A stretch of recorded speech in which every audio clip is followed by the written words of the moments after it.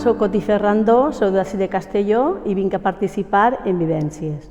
La meva experiència des de menuda, jo crec que no tenien consciència quan eres menuda de la situació de les dones i de la discriminació que patim al llarg de la vida. A més, jo en ma casa eren tots xiques, per tant no tenia aquest confrontament de si eres xica o eres xic, com a germà i germana, la diferència de criança d'una manera o l'altra, sinó la diferència de criança de l'època que era, de quant a la transició, que era de quan jo era menuda. Va passar tot el que era la transició, que sí que es va notar molt un gran canvi en quant a respecte als drets de les dones.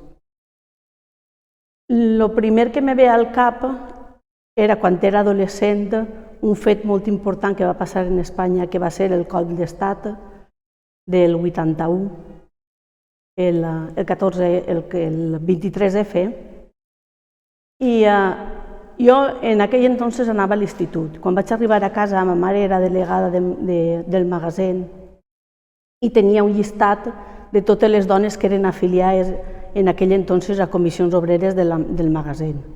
I vaig sentir comentar a ma mare en aquest moment que què feien, si començaven a cremar papers, perquè clar, venien d'una dictadura que havien patit molt, sobretot la gent que estava clavada en els sindicats, que s'anava en ells la vida, i en aquest moment ella tenia la responsabilitat de tindre el llistat de totes les dones del magasin que estaven apuntades a comissions obreres.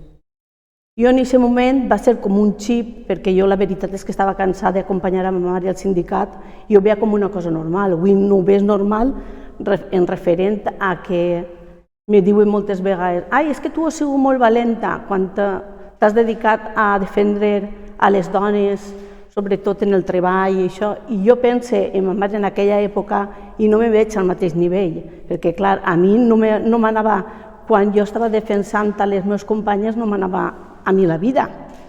Ma mare, quan defensava les seves companyes, sí que li anava a ella la vida. I això era la diferència.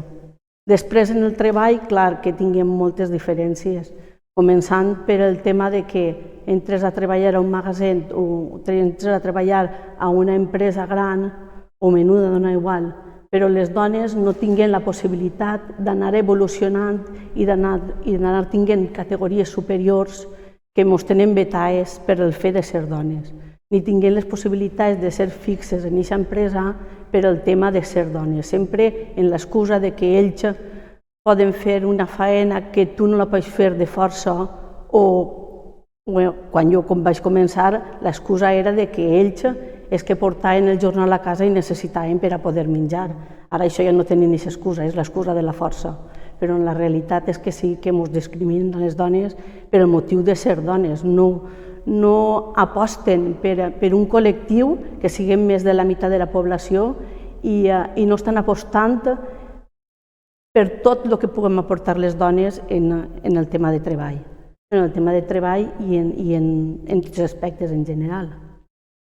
Una altra de les coses on em va agradar moltíssim estar participant va ser a l'equip de govern representant el meu partit polític.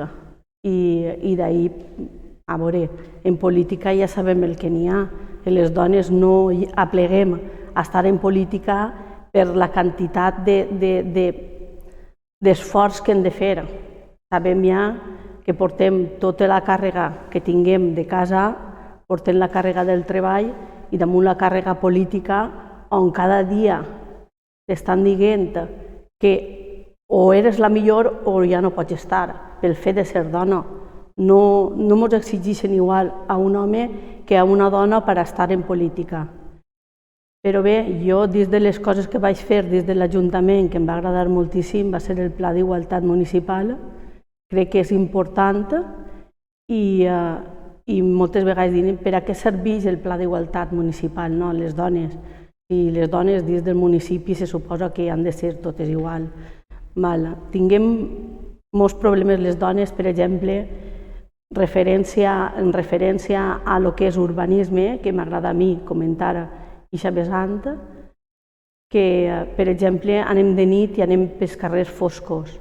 Un carrer que està fosc a les dones ens dona molta inseguretat perquè és on realment ens poden atacar o ens pot eixir algun per un costat i donar-nos un susto en aquest moment, sobretot la gent jove.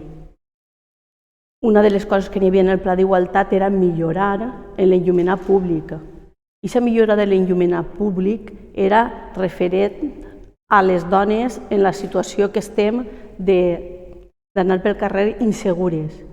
Però a l'arreglar l'enllumenat públic estàs també facilitant a tot el poble i millorant a tot el poble, perquè les persones majors van a tirar la basura, per exemple, a tirar el fem al contenedor i en un carrer fosc tampoc se troben segures.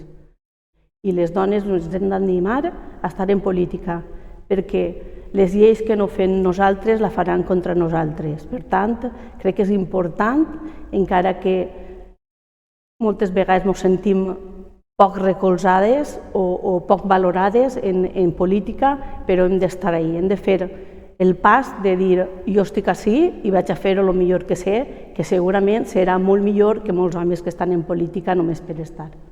I en això crec que ja he dit el que pensava.